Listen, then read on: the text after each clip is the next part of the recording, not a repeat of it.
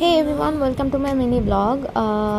এবার ছিল ফিরে আসার পালা শ্রীমঙ্গল থেকে, আমার বাবার বাসা থেকে আর কি। আমি অনেকটা দিন ওখানে ছিলাম, তো কালকে থেকে আজকে পর্যন্ত কী কী করেছি 2 দিনের ব্লগ আমি একসাথে বানিয়ে ফেললাম।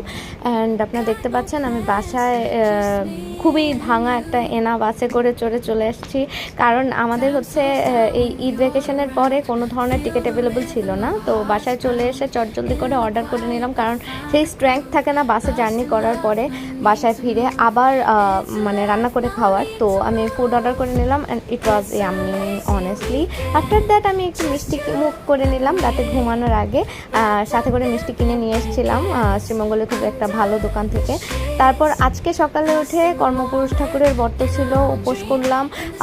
এই ব্রততে কিছু করতে হয় না, তেমন কিছু অ্যারেঞ্জমেন্টস সব আমার হাজব্যান্ড করে দিল। বাইরে গেল, গিয়ে বাজার থেকে সব যা যা দরকার ছিল সব নিয়ে আসলো। আপনারা ছবিতে দেখতে পারবেন।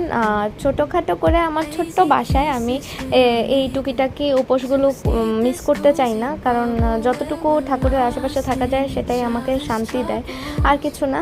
শেষে আমরা প্রসাদ খেয়ে নিলাম দুইজনে মিলে। তারপর আমি বসিয়ে দিলাম একটু খিচুড়ি, সেটা ছিল চানার ডালের খিচুড়ি, বেগুন ভাজি, পটল ভাজি একসাথে করে নিলাম।